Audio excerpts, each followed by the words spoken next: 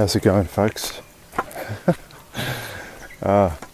Welcome to the podcast. Not sure what number we are, but we're something.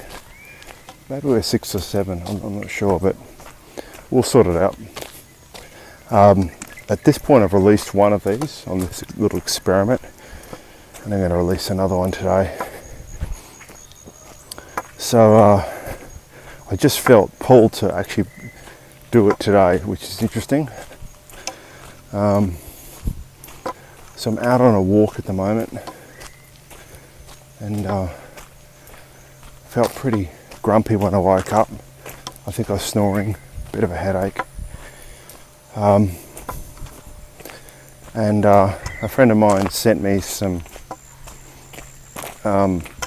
sort of alarming things about, storage of gold and silver, bullion and stuff. And anyway, over the last couple of years, I've realised that one thing I've realised is that you can prepare at one level, like, get your ducks in a row financially, do different things. But I guess everything in life has balance, and sometimes over preparation is actually kind of not so disguised fear. And the funny thing about that is that the fear, like the over preparation, can actually then generate more fear. And then the fear can attract the thing that hasn't been dealt with. The mind is trying to come in, control and fix.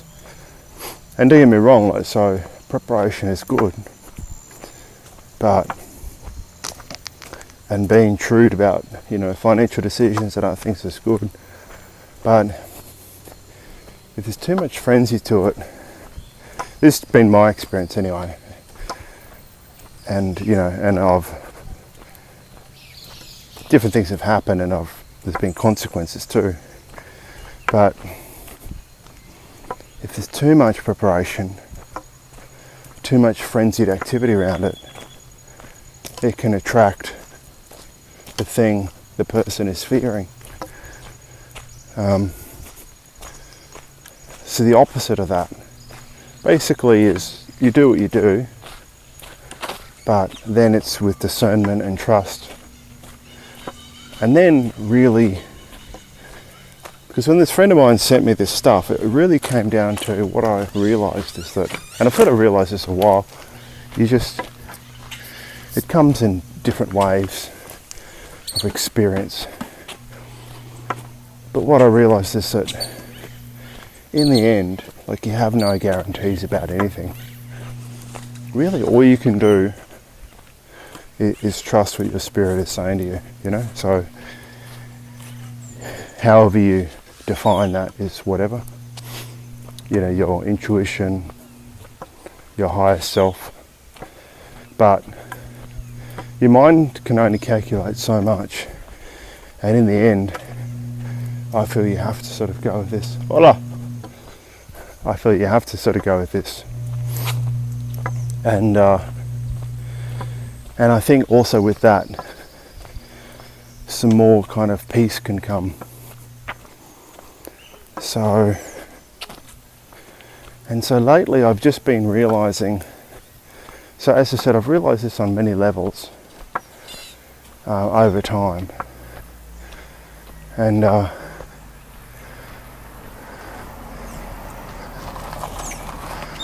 sorry, I've been distracted by a dog. I've realised this on many levels over time, and lately there's just been another awareness around this. Just, when you're connecting in, watching YouTube or doing anything, you're still in a way connecting to the matrix. You're still in a way connecting, even if you're doing educational stuff or stuff that's helping you. Don't get me wrong, there's a lot of good stuff there, but I think it still has to be tempered to a degree. And yeah, it's interesting. I sort of, this is something I've realised, is that, hello Mr. Dog, something I've realised is, I need to bring in quiet the beginnings and ends of my day, and sort of resist, the urge of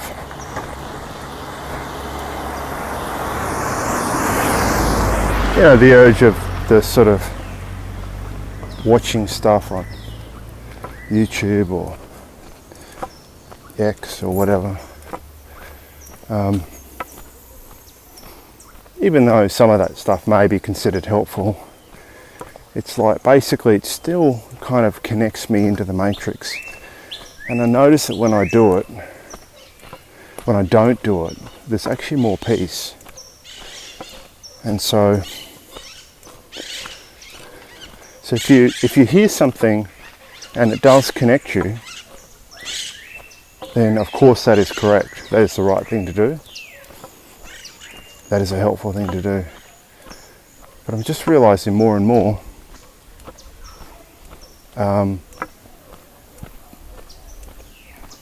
that basically having quiet at the beginning and the end of the day and connecting in is a very powerful thing to do. Sometimes it's difficult because you just, as I said, sometimes I wake up feeling shitty and I'm looking for some sort of escape, but if I don't deal with those emotions first thing in the morning, then they just sort of follow me, It's been quite amazing. I've had a frustration emotion last couple of months, and like the amount of idiots that I've attracted. Now I'm attracting a fuckwit dog. The amount of idiots I've attracted is quite amazing, but at the end of the day, like what's actually needed is just to deal with the frustration emotion. So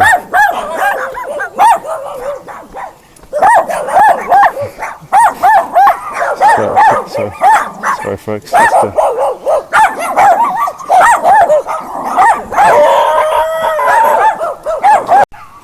oh, that is hilarious. I started to talk about this frustration emotion, and then 4 or 5 fuckwit dogs start barking at me. So here in Costa Rica, people don't really care about locking up their dogs. I gotta say, it does piss me off. But anyway, what I was going to say was like there was a frustration emotion in me, and it was interesting how like it was basically things I couldn't help anyway, like things that had happened and there's nothing I could do about it.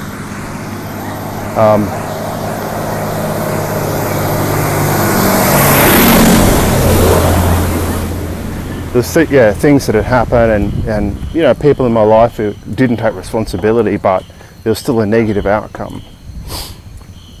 But it's just interesting that what I've sort of realised is my frustration, like it brings them in, so the situation is as it is, but me not dealing with frustration was making these kind of events more likely. It's quite amazing. And events were, some of it was just stupid stuff. Like I had a cleaner come over and, she was there 10 or 15 minutes early, and she was then calling crazy, and I was in the shower and she was just going nuts because I wasn't answering. And it's just like, she's fucking early. And it's just like, but as I said, I see this kind of thing has happened to me more in this kind of environment, like this environment of frustration. And so just more and more, I've just really realised that I've got to do that morning kind of morning and night cleanse of my emotions. You know, it was basically just with stillness and the breath. I mean, I think people can do it in whatever way they want, but it's basically clearing that emotional stuff out. Yeah, because it's sort of like if the emotions stay present, even if the emotions are quote unquote justified, if they stay present, they kind of end up ringing in your aura, like in your vibrational field. And you just bring in that emotion. You know, you can be a totally good person and have that emotion, or you can be in the right, or whatever that even means. And you're still bringing in that experience. So it's quite interesting. So no, this is just something I've sort of realised lately.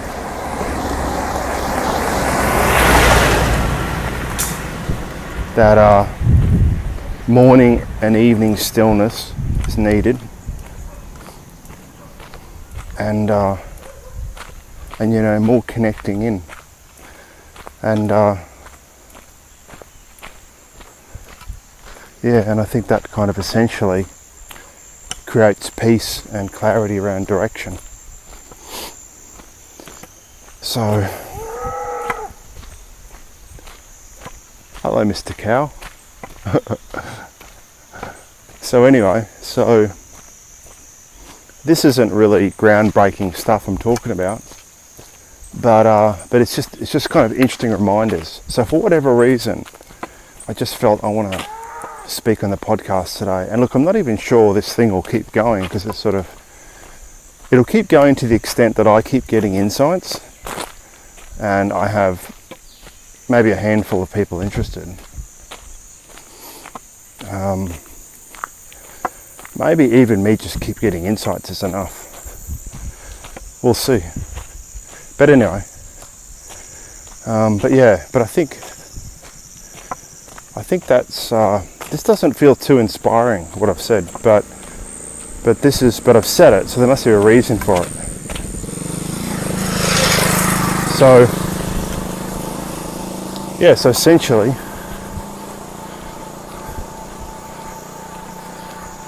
my focus for today, what seemed to thing was that coming back to our center, breath with the center, you know, the beginning and the end of the day, clean out the debris, the beginning and the end of the day,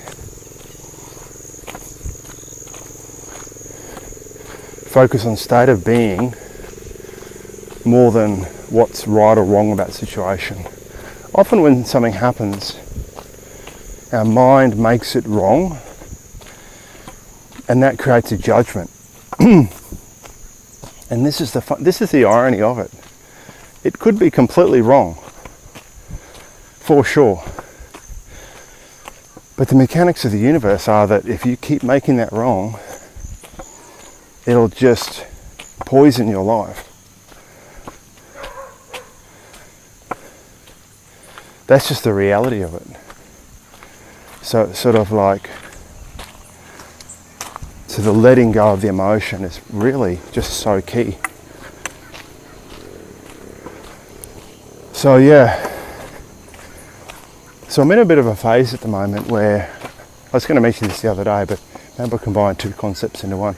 I'm in a bit of a phase at the moment. I don't know if I've said this in other podcasts, but I'm kind of thinking I don't want to stay in Costa Rica.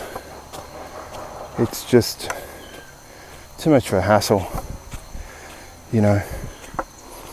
It's kind of America's little bitch anyway, you know. In the banking system, you take in your passport, you can't do crypto. Like, it's sort of, I think under the pandemic they were, you know, just as obedient as everyone else.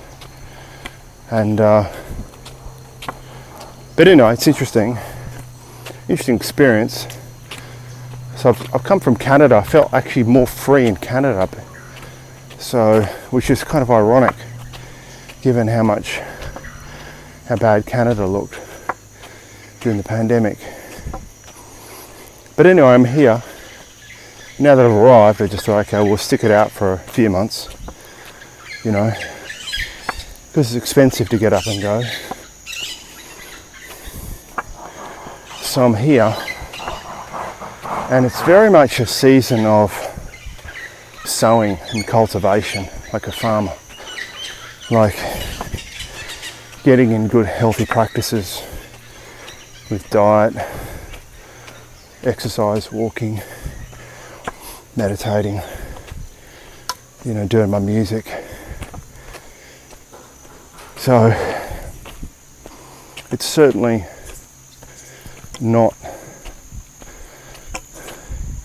it's definitely not that sort of glamorous at all.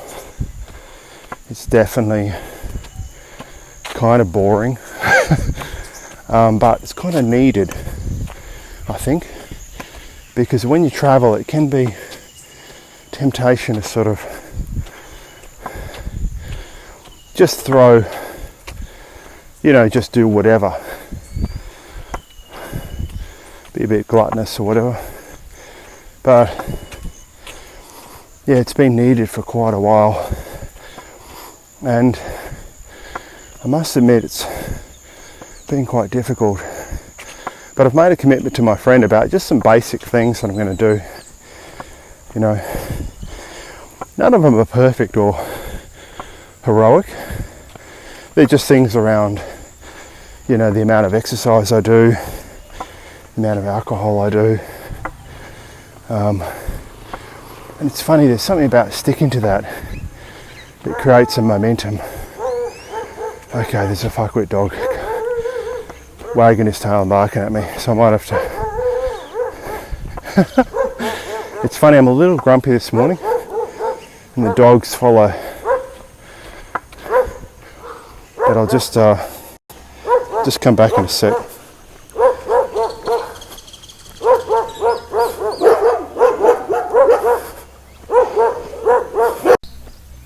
Just incredible, people in Costa Rica, they don't give a fuck about locking up their dogs. I used to go walking to Canada every day, never once got hassled by a dog. But anyway, there's pros and cons. Canadian people are just rule abiders or whatever, so but it is nice not to be hassled by dogs. Yeah, anyway, so basically I've done this routine,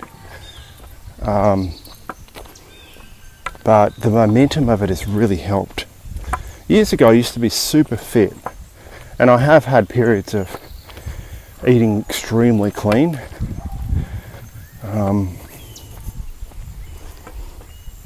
I think in my fittest days, yeah, maybe for about 7 years I was quite fit, and there was a period of time where I didn't have any coffee. I had a couple of beers a week with my daughter as a treat.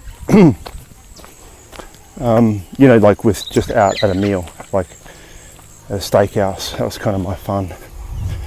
But I was super fit, and it felt pretty good to be so dialed in. And I ended up relenting from it because someone convinced me that I was missing out. So a lot of this is psychological. So, I mean, at the moment I've got this routine I've set up. I'm not banning myself from alcohol because I don't want my mind to start thinking it's missing out. But what I am doing is I'm being accountable. So every day I have it, I have to put it in my little diary, you know, so it'll come up. But then not having it, then you see the streak of, 5 days clear, you know.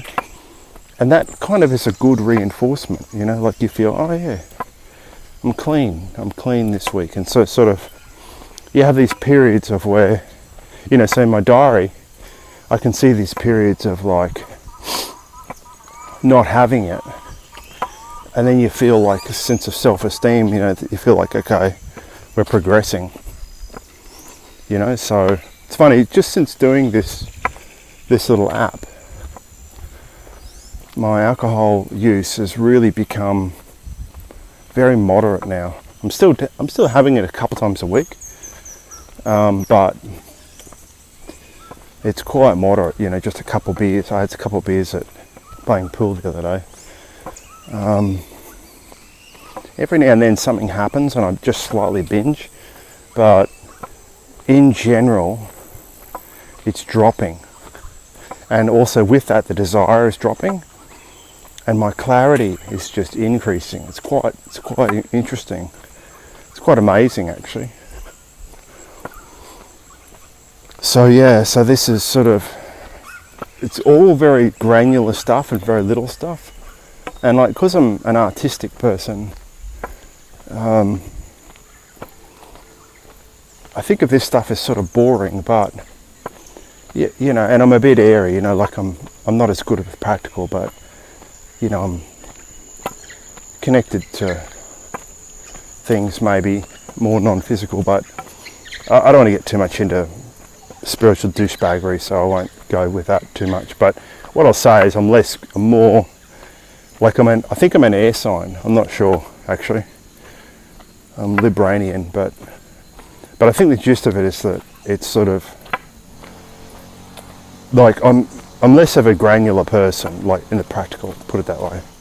But it's interesting because I found that with my creativity, if I have a good structure, I can actually be a lot more creative. It's quite interesting.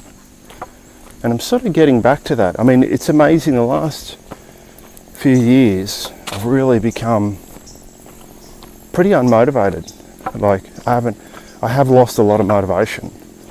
And I just think that's alcohol, you know, because I always had a lot of motivation. But I think over COVID I started drinking, well yeah I did. Drinking too much, and I'm really I'm winding it back kind of gradually from that period, but it's interesting, like it created kind of an apathy, and it's not really who I am, like that's kind of not my thing. Maybe everybody in their heart has high energy and wants to do stuff, but I would have said that I had pretty high energy before that, you know. So yeah, so now this is kind of a period of just having to do like create some momentum around this stuff,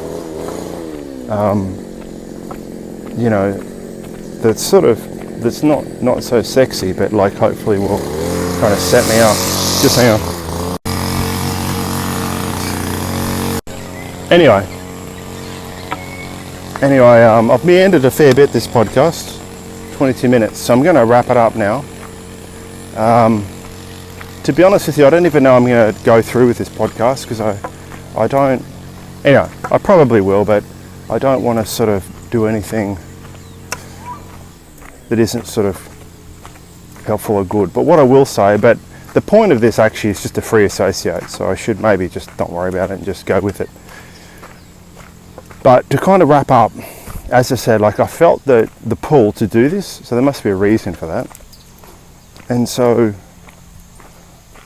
if I like think about, okay, what, you know, so the immediate thing was like, okay, spiritual connectedness, that matters more than anything, matters more than any strategy.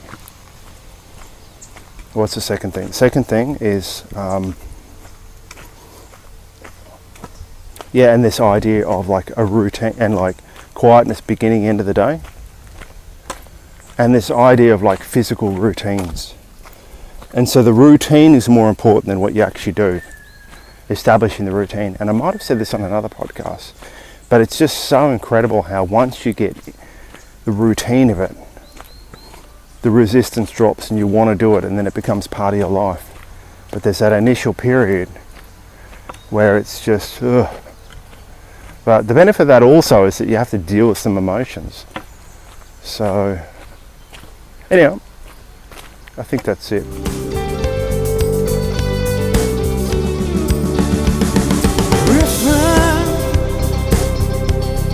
Riffin with Jeza. We're riffin with Jeza.